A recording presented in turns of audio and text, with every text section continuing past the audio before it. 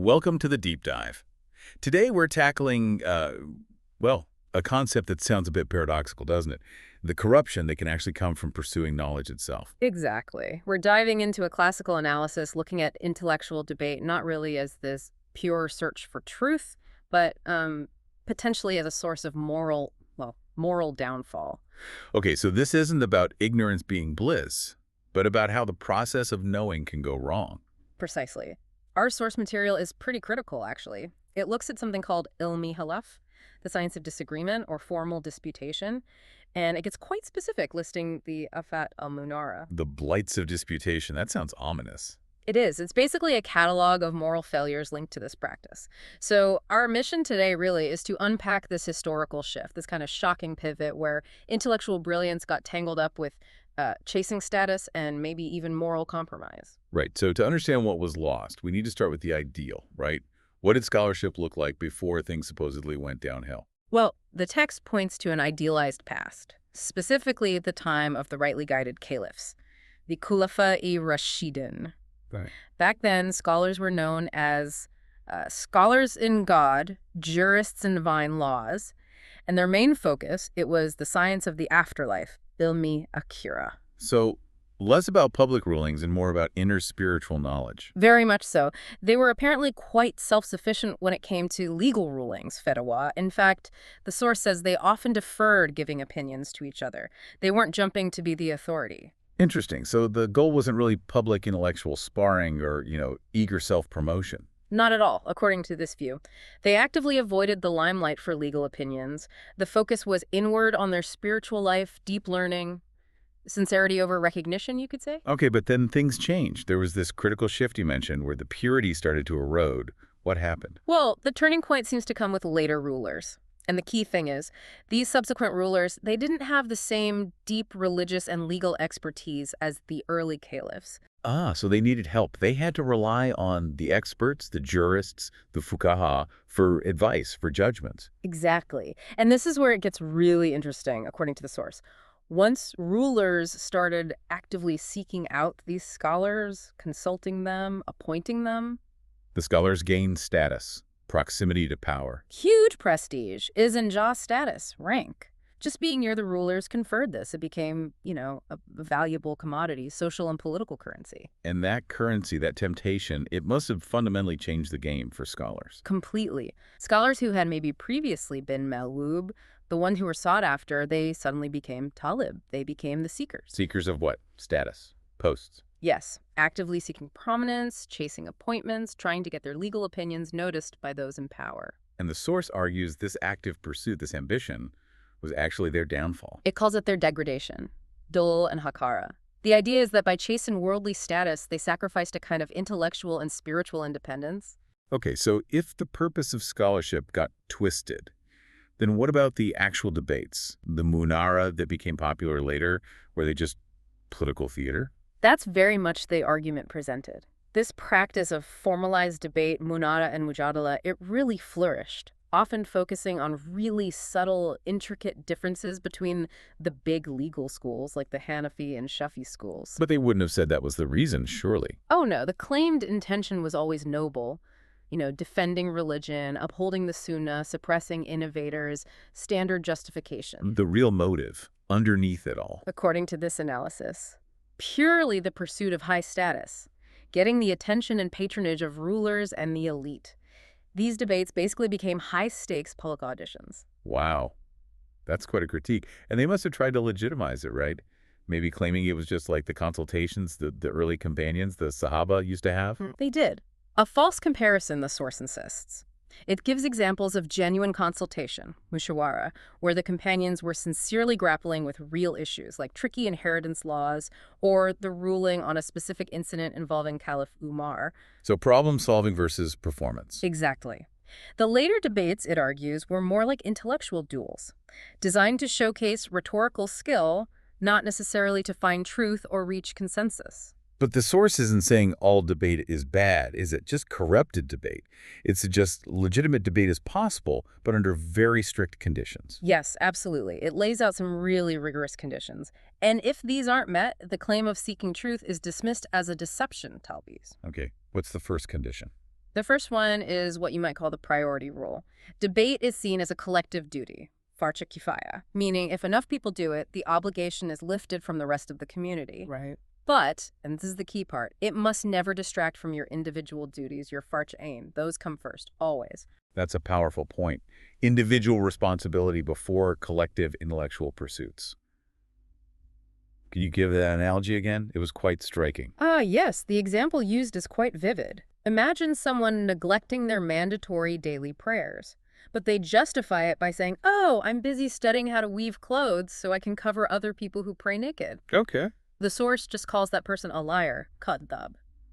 Plain and simple. If you're ditching fundamental duties for public debate, your priorities are completely wrong, according to this view. You're choosing argument over your own spiritual obligations. That really hits home. And the second condition, the eminence rule, seems to connect it back to the community's practical needs. It does, directly. It says you shouldn't prioritize debate over another more crucial collective duty that's being neglected right now in your community. Like what, for example? Well, the text gives the example of engaging in these specialized debates while, say, there are people starving or thirsty nearby who need immediate help. Or the point about medicine. Exactly. Neglecting essential community needs like medical expertise, ilmeeb. The source even notes that in many towns back then, you couldn't find a trustworthy Muslim physician. Yet scholars might be busy debating fine points of law. That's the critique.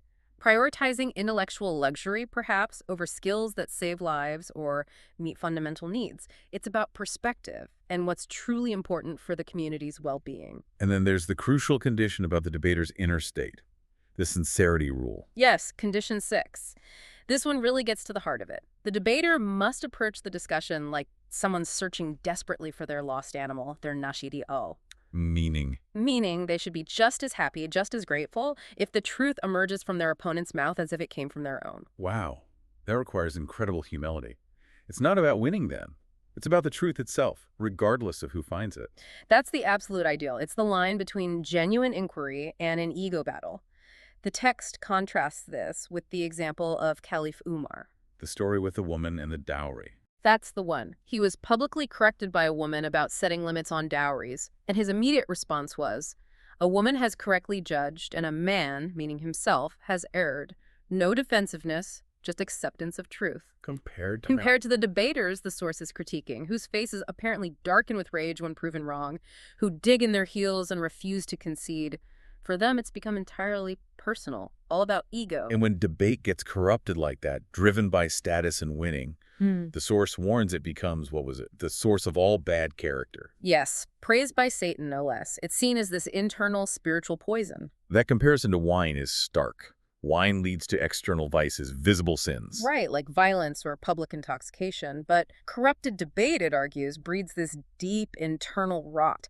Things like envy, arrogance, malice. Vices that destroy the soul from within, even if nobody else sees them immediately. We really need to look at these specific blights. Okay, let's unpack some of these. The first one mentioned is envy. āfāt. Why is intellectual competition such fertile ground for envy? Well, think about it. The whole point of these corrupted debates is to outperform others, to be seen as superior. So the debater is constantly measuring themselves against their peers. Who's smarter? Who's getting more attention from the rulers? Who's winning more arguments? It breeds constant comparison. Exactly, and that comparison easily turns into envy. The source uses that powerful image. Envy consumes your good deeds just like fire consumes wood. It makes your positive actions spiritually worthless because they're poisoned by this bitterness towards others' success. And that desire to rise above others, to be seen as superior, leads straight to the next vice, arrogance. Kibre. Yes, arrogance or haughtiness. Seeking intellectual supremacy is framed almost as competing with God himself. There's that quote cited from a tradition. About majesty being God's cloak. Precisely. God says, majesty is my cloak and haughtiness is my robe. Whoever competes with me in them, I shall crush him. So intellectual pride isn't just seen as unpleasant. It's framed as a grave spiritual offense, challenging divine attributes. And if you're constantly competing, constantly feeling envy or arrogance, it seems almost impossible not to develop malice or grudge against your rivals. That's the argument. True faith is supposed to involve a clean heart free of malice. But the debater, caught in the cycle, can't help but build up this internal reservoir of bitterness against the opponent who defeated them, against people who praise that opponent. The drive for victory just corrupts their goodwill. And that internal bitterness, it inevitably spills out, doesn't it? Into gossip, ghibah, and even slander, butan. Right, you start speaking ill of your opponent publicly. And the source notes, depressingly, that when the truth isn't damaging enough, debaters often resort to outright slander, making up false accusations to destroy their opponent's reputation. It becomes intellectual warfare using personal attacks. Defamation becomes a tool to win the argument or discredit the person.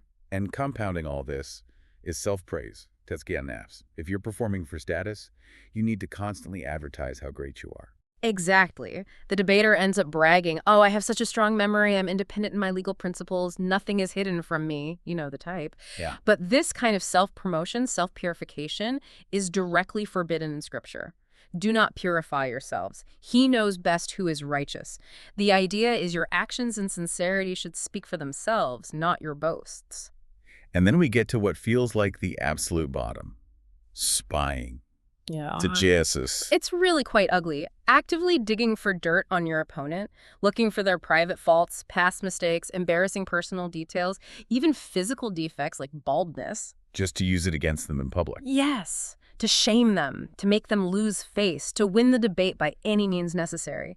The source calls this gathering a reservoir of ammunition for future attacks. It shows a complete abandonment of ethical boundaries. As a grim picture. Are there other vices linked to this corrupted debate? Oh, yes. The list goes on. There's rejoicing when your opponent suffers misfortune. There's hypocrisy, nifaq, pretending to be friendly while secretly hating them. There's a prophetic tradition mention that links this kind of behavior, learning knowledge but not practicing it, loving with tongues but hating with hearts, to being cursed by God and breaking family ties. And maybe the most disturbing one for a scholar. Hatred of the truth itself. It sounds incredible, doesn't it? But this is called extreme contentiousness, munāẓara. It's when a debater refuses to accept a valid point simply because it comes from their opponent. They'd rather be wrong than admit the opponent is right. They go to extraordinary lengths to deny it. The source says they might even start raising flimsy objections against clear proofs from sacred texts, just to avoid conceding. The need to win completely overrides the desire to arrive at the truth. And the final pieces are showing off, riyā, and just the raw desire for fame. It all circles back to that. The entire intellectual enterprise becomes a performance for an audience, judged not on sincerity or accuracy, but on how well you play the game and gain status. It's a comprehensive warning. Knowledge without the right intention isn't just neutral, it's actively dangerous to your soul. This really frames the path of the knowledge seeker as facing a profound choice. You pursue knowledge, but why? If it's for worldly gain status, prestige, wealth, the source says that path leads to destruction. It does. And it clarifies this danger by outlining 3 distinct types of scholars, based entirely on their inner motivation, their intention. Okay, let's quickly map those out. What are the types? Type 1 is, well, the openly corrupt scholar. Self-destructive and other-destructive. They make no secret of seeking worldly gain through their knowledge. Their motivation is transparently flawed. Right. The obvious bad example. Then type 2 is the ideal, self-beneficial and other-beneficial. This is the scholar who sincerely calls people towards God, towards the good, both openly and secretly. Their intention is pure. Their knowledge benefits everyone, including themselves. Okay, and the third type. This is the tragic one. This is type 3. The scholar who is self-destructive but paradoxically other-beneficial. This is the person who outwardly calls people to the afterlife, teaches valuable things, appears righteous. But inwardly, secretly, they desire status, acceptance, praise from people. Their motivation is tainted. The source uses the image of a candle. the candle that burns itself out to light the way for others. Exactly. They might illuminate the path for others with their knowledge, but their own soul is consumed, destroyed by their lack of sincerity. They benefit the community, perhaps, but at the cost of their own spiritual well-being.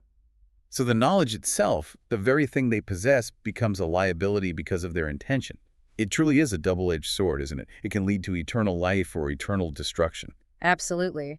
And the ultimate warning, the thing that should probably echo for anyone dedicated to learning, comes from that powerful prophetic tradition. The severest punishment on the day of resurrection will be for the scholar whom God did not benefit from his knowledge. Wow. So your own knowledge can be the instrument of your damnation if you miss the point, if you focus only on accumulating it without purifying why you're doing it. That's that. Well, that's a profoundly humbling thought to end on. A crucial reminder for any learner.